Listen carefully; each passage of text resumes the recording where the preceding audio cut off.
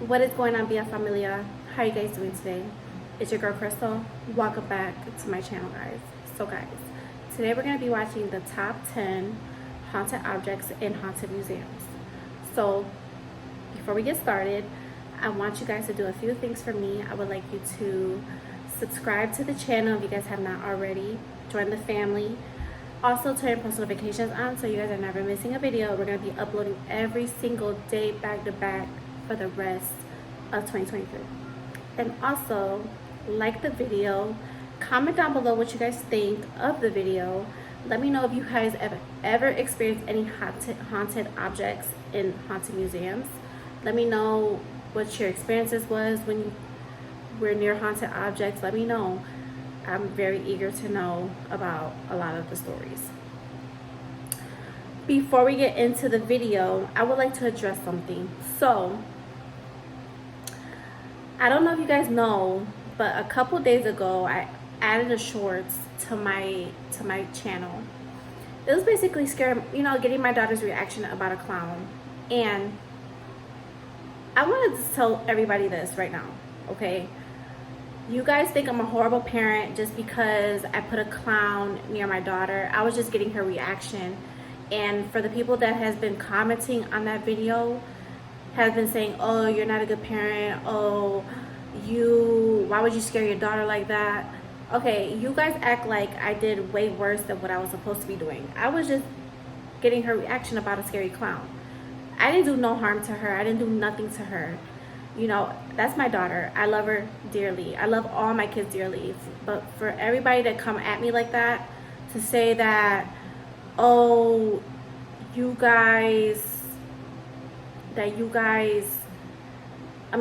that I scared her to the point where I'm a bad parent.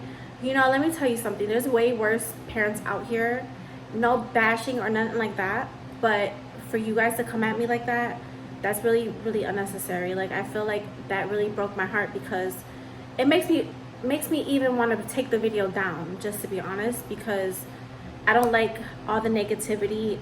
You know, I just do it to get her reaction. You know, she's 1.5 years old, and I thought I was just doing a funny thing. You know, I didn't mean to. Whoever thought I was doing it intentionally to scare her, I didn't mean to. But I shouldn't have to apologize because, you know, that's my child, and, you know, I'm going to do things, you know, any of my kids, you know, I'm going to do anything to scare them, you know, because Halloween's coming up, and I just wanted to get her reaction about the clown. But I'm going to get off that subject because I'm going to start crying because it makes me very upset because, you know, I come a so long way, and, you know, I post videos every single day, and I thank everyone for giving me the love and support that has been supporting me. I thank you so much. So sorry guys, I'm about to cry because it's so heartbreaking. It's very heartbreaking. But we're gonna get started in a little bit. So guys, here we go. At number 10 is the death van. During the mid to late 90s, Dr. Jack Kevorkian became a notorious figure after being convicted for second-degree homicide for his role in the voluntary euthanasia of over 130 patients. Through the trial, his reputation earned him the nickname Dr. Death, and he ended up being sentenced to 10 years for his deeds. Now, despite the negative narrative, the doctor always fought back, claiming to be aiding the terminally ill end their lives on their own terms, and had set up an old 1968 Volkswagen van to get the job done.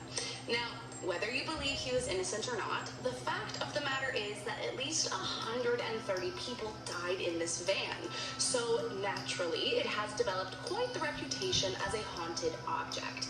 So much so that at one point in time, it was being sold on eBay for nearly $4,000. However, nowadays you can find it at the eternally haunted Zach Baggins Museum, where the ghosts of those who died are said to wander the museum, spooking visitors at all hours of the day. Coming up next at number 9 is Wheelie. Some say it's a stuffed dog, while others say it looks more like a sheep. But either way, it's an like old, half sheep, half creepy, owl. haunted toy from the 19th half wolf, century half that can owl. be found in the Prince Edward Island Museum in Canada. Nicknamed Wheelie due to the creaky wheels the stuffed animal sits on top of, this nearly 200-year-old toy was found lying inside the walls of the Yeo House while construction was underway. According to staff, the disfigured sheepdog toy was simply lying on the ground inside the walls, and so they decided to keep it and put it out on display for their visitors, which would be all well and fine, except for the fact that it very well may have been hidden in a wall for a reason. Apparently, Wheelie is known to wander around all by himself and is often found hiding in a different spot than where he was left the night before, which, if horror movies have taught me anything, is never a good sign. Coming in at number 8, hair. Now, I will admit this is not a single object that can be found in a haunted museum, but it is definitely an exhibit that will make your skin crawl. Inside the Avanos Hair Museum in Turkey, yes, you heard that right, is literally a floor-to-ceiling cave-like room with countless little snippets of hair surrounding you at every angle. In fact, to be exact, there are 16,000 different hair samples adorning the walls. I'm sure you're wondering how such a museum began in the first place. Well, the common folklore is that a local potter once asked a dying friend to leave him a snippet of her hair to remember her by.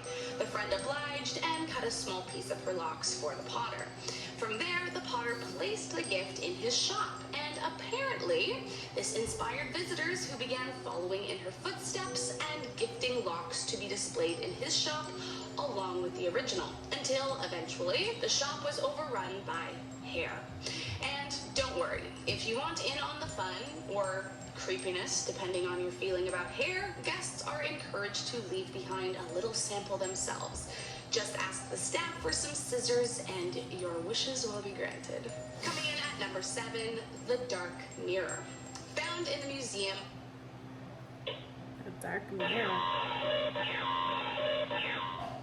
Of the paranormal and occult, this dark mirror is said to show you much more than you will ever want to see. The Mobile Museum obtained this cursed mirror from the original owner, who claimed to have purchased it while attending a psychic fair in the Columbus area.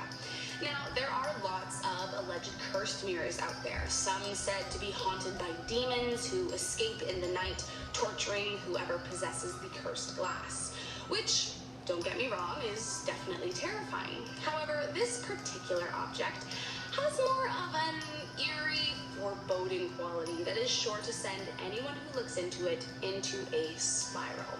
According to the museum, those that dare gaze into the cursed mirror claim to be struck with very upsetting visions. Some even reported ghastly sightings, such as their own corpse staring back at them. Coming in at number 6 is Einstein's brain. In the famous Medical Muir Museum in Philadelphia is none other than the brain of world-famous theoretical physicist Albert Einstein, or at least parts of it are there. And almost as peculiar as having sections of his brain preserved in glass slides and displayed is the story of how the genius brain wound up at the museum in the first place. Apparently, after he died in 1955, pathologist Thomas Harvey was the one to perform his autopsy. But unbeknownst to the family, he decided to remove Einstein's brain for preservation in the hopes that scientists of the future could study it to determine what made Einstein so intelligent. Eventually, after much reluctance, Einstein's son agreed to allow the brain to be kept under one very strict condition, that it be used for scientific research. Now, with permission from his next of kin, Harvey went forward, slicing the brain into 240 pieces, making sure to preserve each piece very carefully. Interesting. Over the next few decades, Harvey would send bits and pieces to researchers upon request, and eventually donated the rest to this very museum it resides in today. Coming in at number 5 is Annabelle. Okay, I know Everybody we're all knows pretty Annabelle. aware of the cursed demon doll, but I just couldn't help it. I mean, she is one of the most terrifying things you can find in a museum after all. Although nowadays she's locked up tight in the famous paranormal investigators Ed and Lorraine Warren's occult museum, this wasn't always the case. Back in 1970, Annabelle was gifted to a nursing student named Donna, but it didn't take long before Donna and her roommate Angie knew that something was off. After about a month, the roommates began finding disturbing messages lying around their apartment, warning them to help Lou. Lou was one of their friends who had apparently warned the girls of the doll since day one. Eventually, things got so creepy that the women contacted a medium who told them to not be afraid, that the doll was merely possessed by a young girl named Annabelle Higgins, who had died on the property years prior. The medium advised them that Annabelle felt really safe here and would like to stay, so they agreed. But that was all part of the demon's plan. Not long after, Lou stayed over, and when he awoke from a nightmare, he found he couldn't move his body. And then, like straight out of a horror movie, he says Annabelle walked up his body and strangled him until he passed out. After that, the girls contacted a priest who put them in touch with the paranormal investigators, Ed and Lorraine Warren, who discredited the medium and said it was, in fact, a dangerous demon possessing the doll. However, even now, despite being locked up, the doll should be deeply feared. It was reported one man who visited the museum mocked the doll and only a few days later died after losing control of his motorbike. Next up at number 4, the Hands Resist Him painting.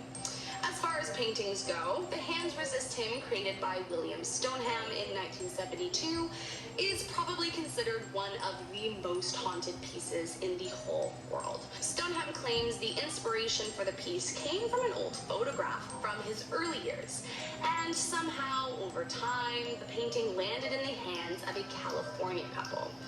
As the story goes, the sellers who auctioned it on eBay in 2000 kept the painting in their 4-year-old's room.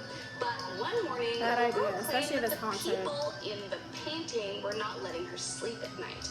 So, for the girl's peace of mind, they set up a motion sensor camera to prove that no monsters were coming out of the painting.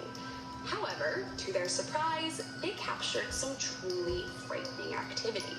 They awoke to find photos of the boy crawling from the painting, and others where the doll's face had changed to a very angry disposition while holding a weapon. Not only that, it's also rumored to have been responsible for the death of 3 men who came into contact with it at one time or Today, you can find it in the back room of Smith's Perception Fine Art Gallery in Grand Rapids, Michigan. But be warned, those that witness the painting often complain of nausea or extreme physical pain while in its presence. Coming in at number 3, Ed Gein's Cauldron. So, a little backstory. Ed Gein, aka the Butcher of Plainfield, was a killer and body snatcher between 1947 to 1957. Gein grew up very religious. His mother was a devout Lutheran who taught her sons that women were inherently promiscuous and instruments of the devil. Gein became very attached to his mother, arguably a little too much, and after his father and brother both died, Gein became his mother's primary caregiver. However, after she died in 1945, something snapped and he became a totally different person. He began to visit the graveyards at night, digging up middle-aged women that had similarities to his deceased mother, before bringing the bodies home and mutilating them, using their skin to make covers for his furniture, masks out of their faces, or using the bones for decoration and dishes. Even creepier was when he began creating an entire woman's suit from various different exhumed bodies, as he wanted to be able to become his mother and literally be in her skin. It is believed that this cauldron was used by Gein to not only store the stolen body parts, but primarily to boil them so that the skin could be removed from the bone more easily. Nowadays, this cursed cauldron is found at the haunted Zak Bagans Museum and is definitely one of the most terrifying things found inside. Next up at number 2, Peter Curtin's head. Inside the Ripley's Believe It or Not Museum in Wisconsin is one of the most haunting objects you could come across: the severed head of a dead man. But who's the guy? Well, none other than the vampire of Dusseldorf, Peter Kürten. To give you a bit of context, Peter Kürten is widely considered one of the most cruel, sick, and deranged men of the 20th century. Between 1913 to 1929, he was a rampant killer and predator, responsible for the death of 10 people, on top of another 31 attempted killings among his 68 crimes total. While in court, he received the nickname Vampire of Dusseldorf for reasons I'm sure you can imagine. And after freely confessing to all his crimes with no remorse for his cruelty,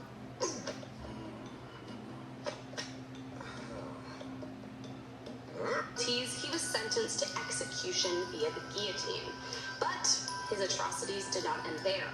In fact, shortly before he was executed, he famously turned to his psychiatrist and asked, quote, "Tell me, after my head is chopped off, will I still be able to hear, at least for a moment, the sound of my own blood gushing from the stump of my neck? That would be the pleasure to end all pleasures." Following his beheading, his head was then bisected and his brain was removed in order to be studied. The rest of his head, however, was mummified, transferred to the United States, and put on display for the world to see. And last up today in the #1 spot, Nabrok. In 17th century Iceland, there was a well-known witchcraft ritual where people would create pants out of the skin of the deceased in hopes of a better life for them and their families moving forward. Called Nabrok, meaning corpse breeches, or more commonly referred to as necropants nowadays, the pants were made as a talisman to magically summon more money for whoever made them.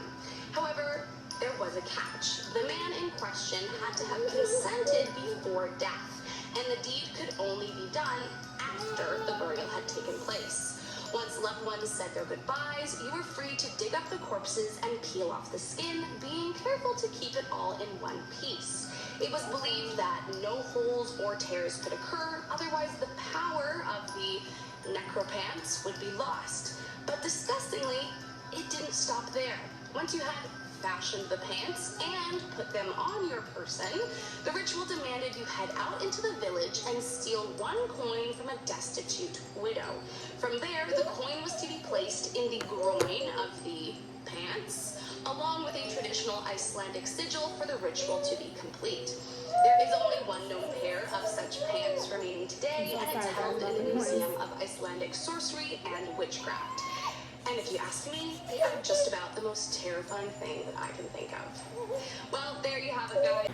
Alright, Via Familia, so this is the end of the video. I know I did not talk much just because I wanted to see the video through and then have my opinion afterwards. So basically, there was a lot of information about some haunted objects or possessions that people had, and especially not people but museums, they have to this day. And especially the one that really disturbed me is when they cut the guy's head off, I guess, and he said, "I want to hear my blood gushing from my neck. That'd be very pleasant." I don't think anybody that gets their head chopped off wants to hear the blood gushing from their neck or hear any type of thing when they're dying. But let me know your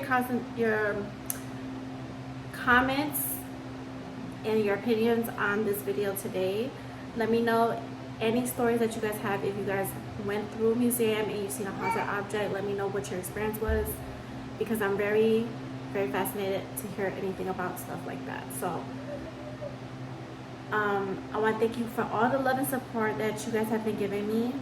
I really, really appreciate it. All the people that's been subscribing, I really greatly appreciate it. I love you guys so much. You guys are part of my family now, so I love you guys so much. But when we reach 1,000 subscribers, I would like to do a giveaway. So if we can get to 1,000 subscribers, that would be really awesome. I actually want more subscribers, but 1,000 subscribers for right now, and then we'll continue to grow from there. But it's your girl Crystal, and I'm signing out, and I'll see you guys in the next video. Bye guys.